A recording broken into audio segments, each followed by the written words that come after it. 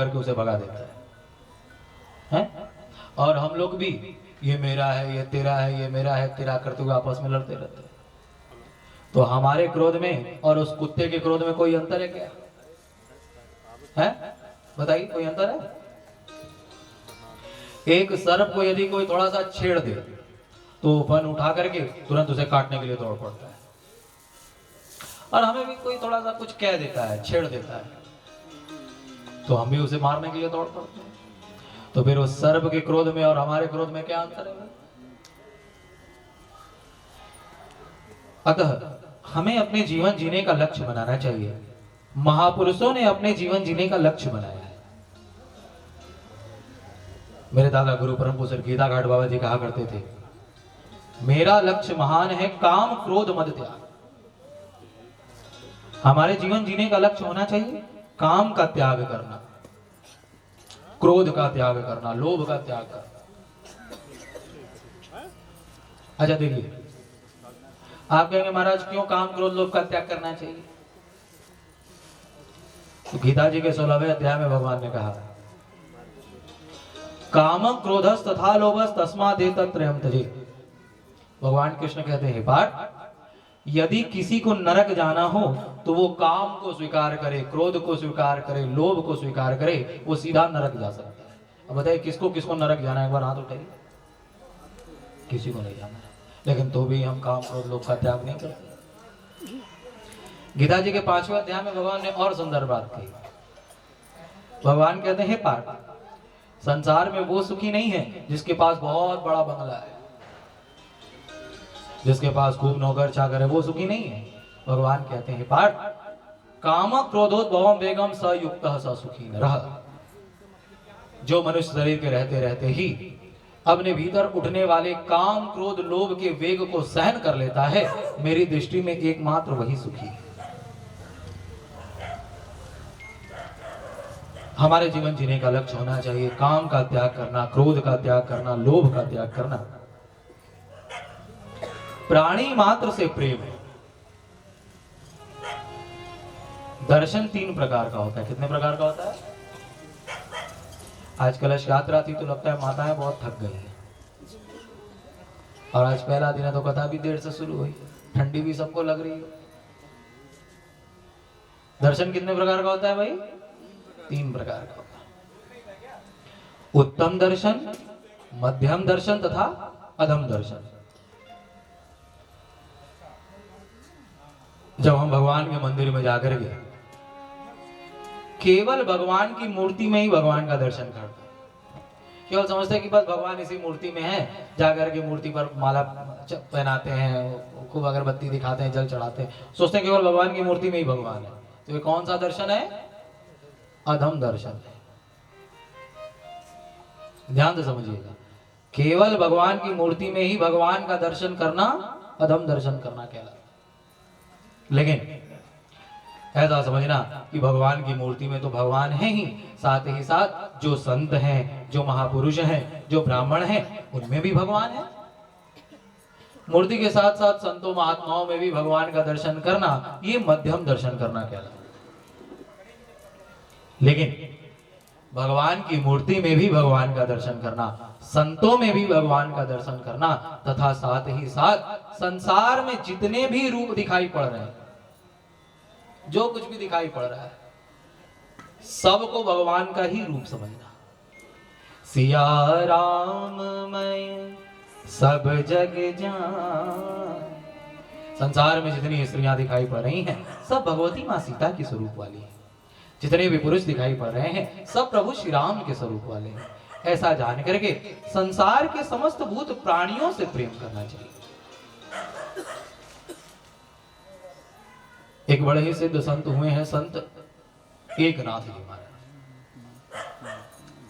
एक बार संत एकनाथ जी महाराज ने गंगोत्री से गंगा जी का जल लिया और दक्षिण में भगवान रामेश्वरम को चढ़ाने के लिए चल दिए पैदल। सावन के समय आप लोगों ने देखा होगा कैसे लोग जल लेकर के भगवान शिव को चढ़ाने के लिए दूर दूर तक पैदल यात्रा करते हुए जाते हैं। ऐसे ही संत एकनाथ जी महाराज ने गंगोत्री से गंगा जी का जल लिया और पैदल ही भगवान रामेश्वरम को चढ़ाने के लिए चले। हजारों किलोमीटर की दूरी, चलते चलते चलते चलते चलते कई वर्ष बीत गए। एक नाथ जी के पांव में छाले पड़ गए हैं, उनके पांव से रक्त बह रहे हैं। अब वो मंदिर पहुंच ही गए हैं, उन्हें मंदिर का शिखर स्पष्ट दिखाई पड़ रहा है। एक नाथ जी विचार करते हैं, अरे इतने वर्षों की यात्रा करके देखो देखो आज मैं भगवान रामेश्वरम के पास पहुंच ही गया। अब मैं जाकर के स्वयं अपने हाथों से भगवान रामेश्वरम को जल चढ़ाऊंगा, स्वयं अपने हाथों से भगवान का अभिषेक करूंगा। उनके नेत्रों में भगवान की प्रेमाश्रुओं की धारा बह रही है। तब तक संत ने देखा कि वहीं पास में एक गधा प्यास से तड़प रहा है, धरती पर लोट-पोट कर रहा है। अब यदि उसे थोड़ी देर तक और यदि पानी नहीं मिला तो वो प्यास के कारण मर जाएगा। संत एक नाथ जी ने देखा है, उनके हृदय में दया आई है। जो गंगोत्री से जल लेकर के आए हैं भगवान रामेश्वरम को चढ़ाने के लिए, वो सारा का सारा जल उस गधे के मुंह में डाल दिया और हाथ जोड़ करके कहा, हे रामेश्वरम प्रभु, अब आप मेरे जल को यहीं से स्वीकार करना। जैसे ही इतना कहा, उस गधे से स्वयं भगवान रामेश्वरम प्रकट हो गए हैं। कहा, धन्य है संत एकनाथ जिसने इस गधी में भी मुझ परमात्मा का दर्शन किया। तो प्राणी मात्र से प्रेम हमारे जीवन जीने का लक्ष्य होना चाहिए। संसार के समस्त भूत प्राणियों से प्रेम का होना। पाप विषय वैराग, याद रखिएगा, हमारे जीवन में दुख तभी आता है जब हम कोई पाप कर्म करते हैं, और सुख तभी आता है जब हम कोई पुण्य कर्म करते हैं। यदि हमारे घर में गरीबी है तो समझ लेना चाहिए हमने अपने जीवन में कोई ना कोई पाप जरूर किया है। लोग कहते हैं, महाराज मैंने तो कोई पाप नहीं किया। अरे इस जन्म में नहीं किया तो पिछले जन्म में किया। यदि हमारे जीवन में दुख है तो समझ लेना चाहिए कि हमने कहीं ना कहीं कोई ना कोई पाप अवश्य किया। और यदि हमारे जीवन में सुख है तो समझ लेना चाहिए कि हमने अपने जीवन में कोई ना कोई सत्कर्म अवश्य किया। लेकिन आज विडंबना क्या है, प्राणी मात्र को सुख अति प्यारा, दुख से सभी डरते हैं। अच्छा, कौन है ऐसा जिसको दुख चाहिए? जरा एक बार हाथ उठा के बताइए। किसी को नहीं चाहिए। अरे हम लोग तो आरती भी करते तो क्या कहते हैं, सुख संपत्ति घर आवे, कष्ट मिटे तन का।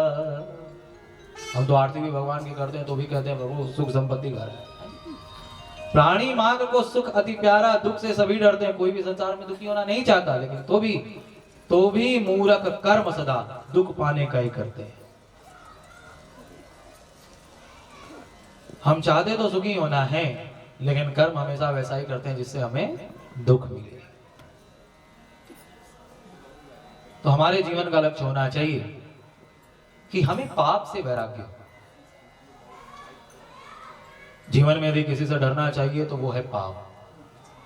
कुछ भी कर्म करने से पहले विचार करो, क्या ये कर्म ये करना क्या मेरे लिए ठीक होगा?